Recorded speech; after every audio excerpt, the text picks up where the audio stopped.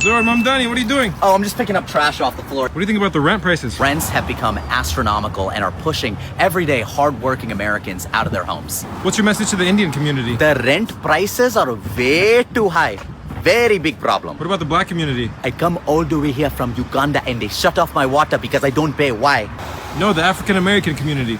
Man, I just feel like they tripping on the prices. They trying to price gouge. You know what the landlords be doing, but I ain't worried about it. I'm still Zohran Mamdani, man. All right, guys, we got to give you some interesting updates here today on the one and only Zohran Mandani. That is, of course, the radical socialist. Some have even said communist mayoral candidate for the Democrat Party in November's election, because now that Zohran is entering in a direct feud with President Trump, a lot of new aspects of his past are now coming to light. Whether that's him apparently being an even crazier radical leftist than he was before, or perhaps even having lied on his visa application and naturalization of citizenship, or even the current fact that, as I've so often tried to point out to people, I don't even think the biggest threat of Zohran necessarily is his loony economic ideas, although there's a lot to be said there. It is the fact that he plans to make New York into an absolutely anarchic, nightmare, chaotic mess. And you currently see that here, by the way, in the fact that Zohran, instead of actually going after criminals, which he has a long history of saying, defund the police, he wants the so-called criminal justice reform, that aka means, no cash bail, letting criminals out onto the streets, make the situation even worse in New York City than it has already been in the past several years. But on top of that, the efforts here by Mamdani, the vow that he wants to block ICE out of the city, regardless of what type of people they're actually trying to round up and deport. They can be trying to get a violent terrorist out, and Mandani apparently is planning to use these sanctuary city policies to prevent all of that from happening. And President Trump has made a pretty strong statement in his visit at the Alligator Alcatraz facility, basically saying here, right, that if Mandani blocks ICE, we'll just have to arrest him. Mandani, of course, is using the situation to clout chase in response, and I want to tell you about that feud and much more in today's video. So with that said, guys, do us a big favor here as usual. If you enjoy our content, make sure you hit that like button down below, subscribe to the channel if you are new. Subscribing here, guys, is not only the best way to support our videos, but it also ensures that you stay up to date with all of the latest news and coverage. And with that said, so lots to talk about here, but I guess let's start yesterday, where President Trump, taking his visit to the newly constructed Alligator Alcatraz, states the following: that if Zohran Mandani ends up blocking ICE, impeding law enforcement, as we so often said, we will just have to arrest him. And this is the chief comment that started the firestorm, as we'll show you here in a second. Mr. President, your beloved New York City, may well be led by a communist soon, Zohran Mandani, who in his nomination speech said he will defy ICE and will not allow ICE to arrest criminal aliens in New York City. Your message to communist Zohran Mandani? Well, then we'll have to arrest him. Look, we don't need a communist in this country, but if we have one, I'm going to be watching over him very carefully on behalf of the nation. We send him money. We send him all the things that he needs to run a government. And by the way, they get about 3 times what you get, Ron. If you look at the per capita, Florida gets 1/3 of what New York gets in terms of the numbers. Why don't you give us those numbers? Yeah, well, because that's what we should send him. Yeah, well, like sometimes people say Florida gets more because they count Social Security recipients, but that's not money to the state. Those are seniors that live here. If they moved to North Carolina, you could count it there. So it has no interaction with the state government. They get more in the city and state governments than we get. Right, substantially. We're going to be watching that very carefully, and a lot of people are saying he's here illegally. We're going to look at everything, and ideally, he's going to turn out to be much less than a communist. But right now, he's a communist. That's not a socialist. I've always said we will not have socialism in this country. In the speeches, I said, well, what? They skipped socialism. And you got a lot of them like that. So there you had President Trump basically stating he's going to have very little tolerance if Mandani decides to use the New York City government to somehow grandstand or impede ICE. Of course, federal funding, also a major issue, although Mandani might be a little bit lucky in the sense, I'm sure, that a federal judge is going to step in and say, hey, you can't cut funding to sanctuary cities, considering I feel like that's already happened several times at this point in Trump's presidency. But nonetheless, there is further a even greater meltdown about the second thing that Trump stated here, and they're claiming, falsely suggesting, by the way, which we'll show you in a second, what's actually being referred to there. And by the way, Trump did not directly say he was in the country illegally. He said some people are saying that. Some people are saying that actually for a reason, but, saying that potentially he's illegally in the country, calling him a communist, etc., and going on to praise Eric Adams, the current mayor of New York, who, by all accounts and purposes, right now does indeed seem to be the best possible realistic choice to ensure that New York at least does not become a Somalia tier third world nightmare. Nonetheless, take a listen here. We're going to be watching that very carefully, and a lot of people are saying he's here illegally. We're going to look at everything, and ideally he's going to turn out to be much less than a communist. But right now he's a communist. That's not a socialist. I've always said we will not have socialism in this country. In the speeches, I said, well, what? They skipped socialism, and you got a lot of them like that. And you see AOC, she's out there with her, bad IQ. She's out there ranting and raving about how wonderful he is. And look, so far he's winning. He still has a race to win, but so far he's winning, and he has an advantage as a Democrat in New York City. I was there a long time ago, and it was a long time since a Republican won the city. But you would think that a Republican would be able to win. Or you have a good independent running, Mayor Adams, who's a very good person. I helped him out a little bit. He had a problem, and he was unfairly hurt over this question. He made a statement to the effect that this is terrible. New York City can't have all these immigrants come in. And like he was indicted the following day. And by the way, I'm not exactly here to defend every aspect of Eric Adams, okay, contrary to popular misconception, because I jokingly say he's America's mayor. Yes, I'm not saying he's perfect by any means, but Trump is principally correct there. As a matter of fact, the indictment that came down from the Biden administration, first of all, was completely petty and frivolous. It had to do with like a $1,000 flight from Turkey or something, where they gave him an upgrade to, what was it, business class or something ridiculous like that. Like totally frivolous, and the very reason for it was completely transparent. It came directly after Eric Adams publicly criticized and went to the White House and even tried to lobby against Joe Biden's open borders immigration policy. And so, I've always kind of defended Eric Adams in that regard, not saying he's perfect, not saying he doesn't have his own aspects in which he's corrupt. But yes, it's indeed true. The political persecution, the charges brought against him always were political in nature, and they came down from the Biden administration, who essentially wanted to operate like a mafia. Anytime you were questioned, anytime they went against you, what do? Try to indict you on some frivolous stuff. Now, with that in mind, okay, so the point of this video is not Eric Adams, it is of course Zohran Mandani, and he is of course using this situation to try to make this big public statement in response to Trump's comments yesterday, saying here, quote, "The president of the U.S. just threatened to have me arrested, stripped of my citizenship, put in a detention camp." I don't know where he got that idea, but anyways, put in a detention camp and deported. I think you're reading a little bit much into what he was saying there. Okay, I didn't hear probably like the last 2 to 3 things, arguably. But anyways, not because I've broken any law, but because I will refuse to let ICE terrorize our city. Well, it's worth noting there that if you impede federal law enforcement, then in that effect, you actually are breaking the laws, okay? So if ICE tries to come in the city and you're going to use, the NYPD to, to have an armed standoff with them or whatever the plan here, that is indeed breaking a law. Okay, I just want to make that clear to people. But nonetheless, his statements don't represent an attack on our democracy, don't just represent an attack on our democracy, but an attempt to send a message to every New Yorker who refuses to hide in the shadows. If you speak up, they will come for you. We will not accept this intimidation.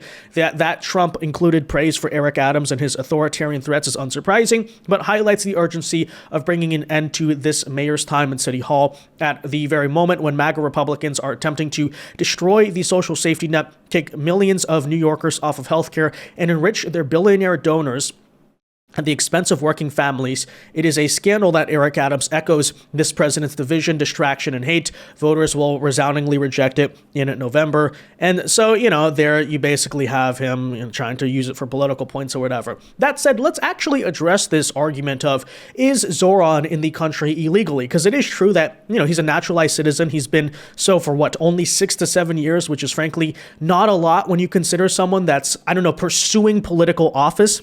I don't know, you haven't even been a citizen for a decade. There's perhaps something to be said about that. But nonetheless, okay, many people have brought up, for instance, the fact that Zohran has in the past, right before, as far back as 2013, before he received his U.S. citizenship, was, for instance, going out and praising the Muslim Brotherhood in comments like this, right? Muslim Brotherhood is riddled with flaws, but is it not the army that orchestrated this, etc.? If you downplay the killing of Muslim Brotherhood, you should have stayed home, through the Arab Spring, kind of making somewhat defending tweets there. Also commenting hashtag RevSoc, which is a abbreviation for Revolutionary Socialists.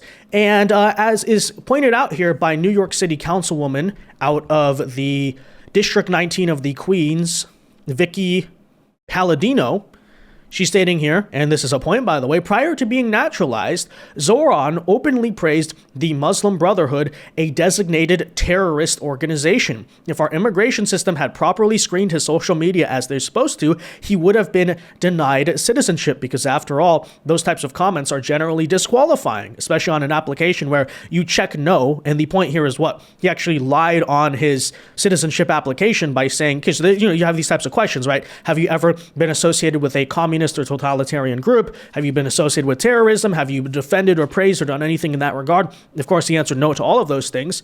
As you're seeing here, there's actual evidence that he answered yes. And so, am I necessarily making the argument that at this point, while he's a political candidate, it would be expedient or realistic to strip his citizenship while he's actively running for office? I mean, I'm not exactly sure, but the point is, yes, as a factual matter, okay, there is, yes, a strong case to be made that he committed some type of lying or misrepresentation, perhaps even fraud, when he was applying for U.S. citizenship and was ultimately granted that. On top of that, as is pointed out by Representative Andy Ogles out of Tennessee, also pointing out here that Zohran Mandani was a card-carrying member of the Democratic Socialists of America before he became a citizen. If he checked no on his N400 form when asked about associations with a communist party, then he lied, right? Because as you can see, right, these are the types of questions you are asked, of course, when applying for U.S. citizenship. Have you ever been a member or involved in any way associated with any communist or totalitarian party around the world? He, of course, checked no in order to be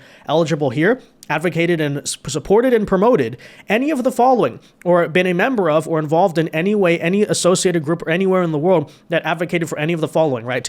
Opposition to all organized government, world communism, the establishment in the United States of a totalitarian dictatorship, the overthrow by force or any unconstitutional means of the government of the U.S. or all forms of law, the unlawful assaulting or killing of any officers of the U.S. government, unlawful damage, injury, destruction of property, sabotage, etc., etc. So, again, just want to point that out. There is some grounds on which people are making that case.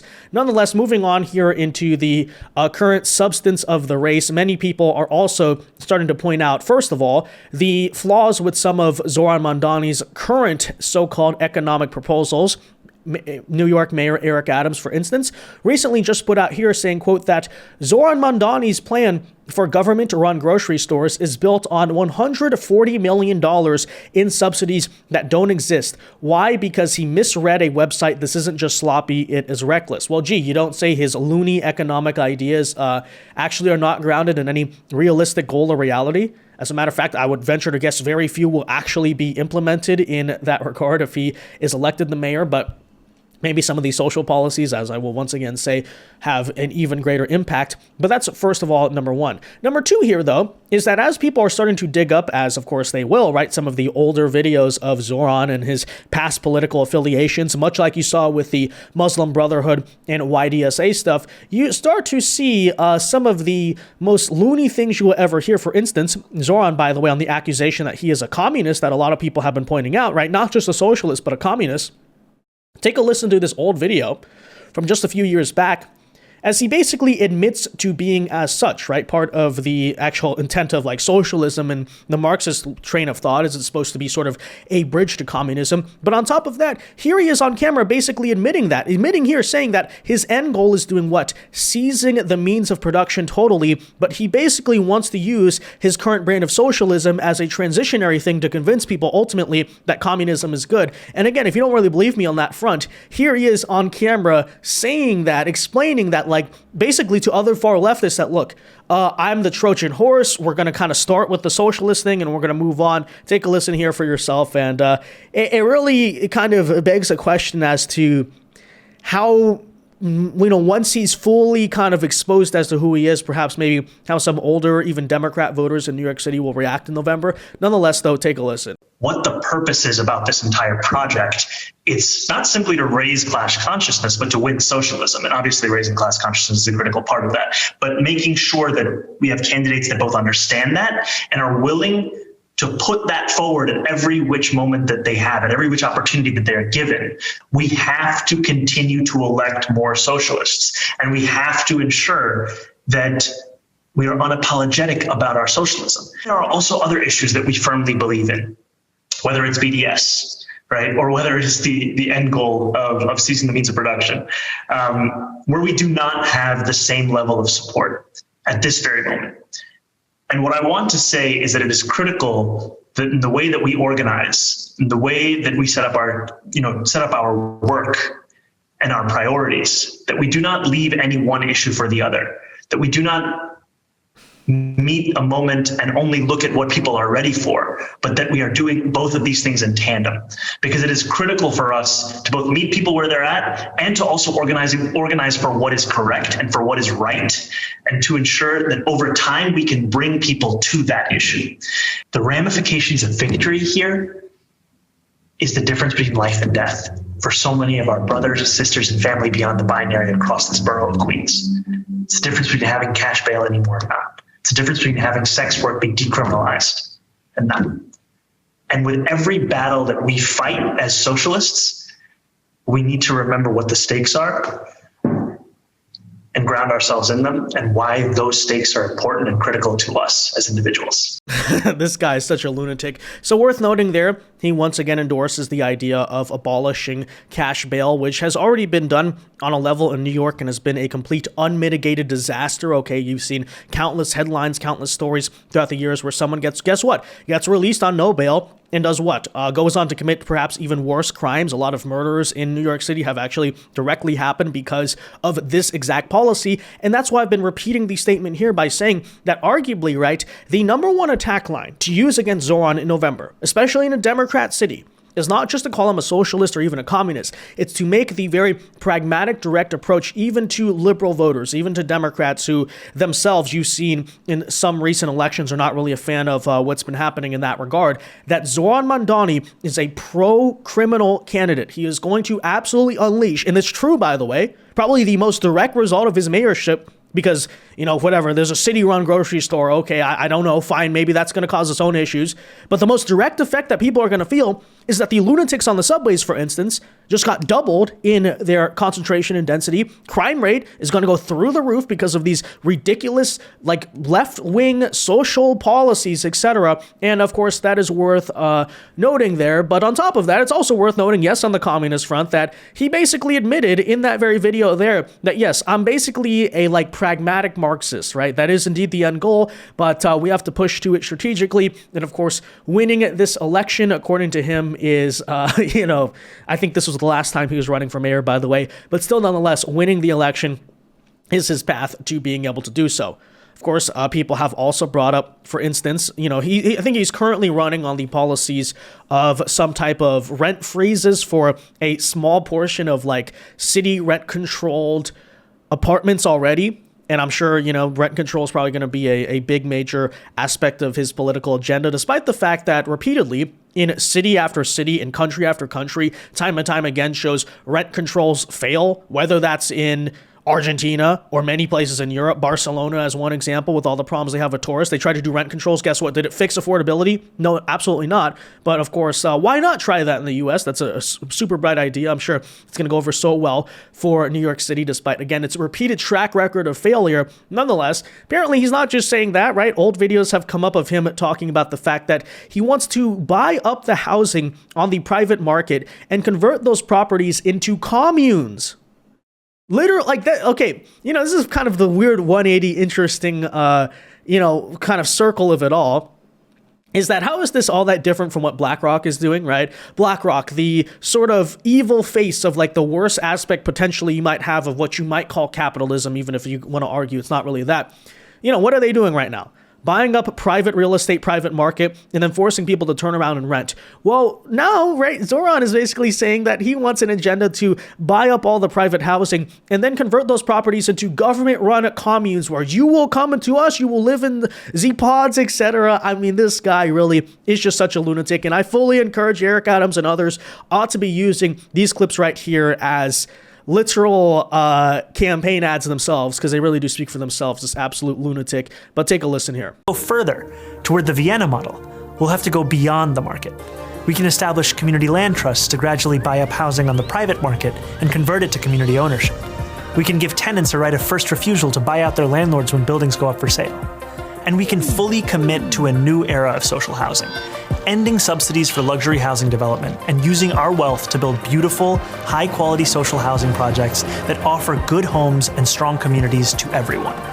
We won't decommodify housing overnight, but we know what we have to do, and we have history to guide us. Yeah, so in other words, it sounds all nice, right? But let me put that a lot more simply. So what he's saying there is he wants to essentially buy up so much private real estate that it's impossible to find, at least not impossible to find at any remotely affordable price.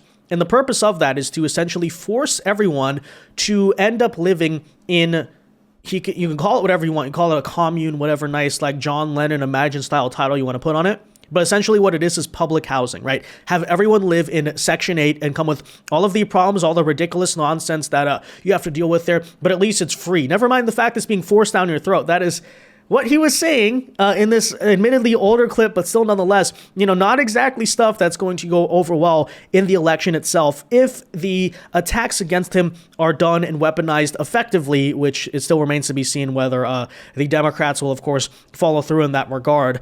It's to some extent maybe Trump derangement syndrome will cause people to overlook all these obvious errors with his ideology. Who knows? We'll have to see in that regard. Whether New Yorkers make a remotely smarter, pragmatic choice, which can't exactly trust the electorate there to be doing a whole lot. But okay, so those are a couple of recent scandals, I guess you could say, old resurfaced things that have come out against Zohran Mandani. But of course, I would argue here, perhaps the biggest scandal of them all, perhaps the biggest reason, the biggest grounds, by the way, to have him denaturalized and deported is not the fact, okay, that he has been associated with communists, that he has defended the Muslim Brotherhood, etc., etc. It's the fact that he eats rice with his hands on camera.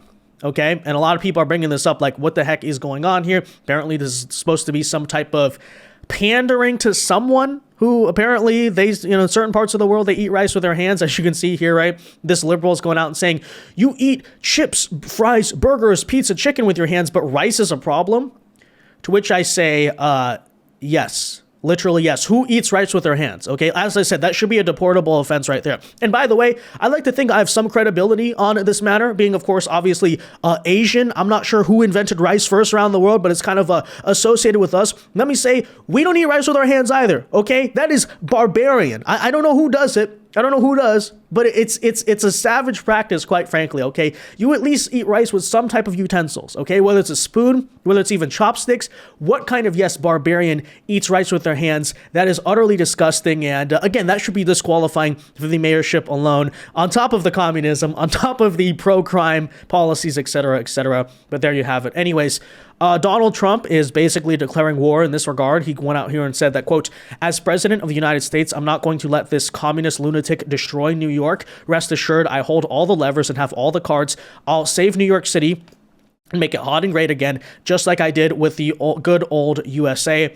Now, I will say on some level, I'm a little bit conflicted on how much I want Trump to get involved here, because I could make the case that because of Trump derangement syndrome, obviously, the more this New York City's race becomes about Trump, the more likely Zohran arguably may be able to win. This could also, however, be referring to federal policy in the sense that, okay, so, much like, by the way, they do to us, if Zohran takes over, what's the federal government now going to be able to do? Oh, sue, push for temporary injunctions, etc., etc. Not exactly sure, but this will be an interesting trend to watch. Of course, simultaneously, at the same time, the effort is still to this day growing to get the Republican mayoral candidate, who, by the way, is a guy I'm familiar with. I've met him before. I like him. I'm a fan of him. But in this case, Mr. Curtis Sliwa to drop out of the race here, essentially making the case that, look, the Republican, Sliwa, by the way, last time he ran, I think he got, what was it, 21 or 28%, right? Basically, though, overwhelmingly lost, obviously, in New York City. And that by keeping him in the race, you're essentially just dividing the vote here when clearly we could make an alliance with Eric Adams, who, it's worth noting here, despite all his flaws, has been the single most cooperative major city Democrat mayor in all of America, who has been a team player on the issue of ICE and immigration and all that. Also worth noting here, for whatever reason, you could say it's politics or him having his little ideological shift after Biden basically tossed him out of the Democrat Party. Whatever the reason, it is also objectively true that in the past year, New York City has been dealing with its lowest crime rate in 25 years. So considering it's New York, considering, you're not going to elect a Republican, probably the best in this case you want to get. So currently, big donors are working to convince Republican New York City mayoral candidate Curtis to drop out of the race, potentially by even giving him a job in the Trump administration. So that way, all of MAGA can coalesce behind Eric Adams, the only realistic choice, again, I will reiterate here, of actually winning that race potentially. And, you're picking the lesser of two evils. It's politics after all. It's a general election, but still, as an alternative, 4 more years of Adams versus letting Zohran absolutely turn the city into Mogadishu, Somalia. I mean, I think, frankly, the choice there ought to be pretty obvious. But so far, Curtis has been firm. He's been saying he's not going to drop out.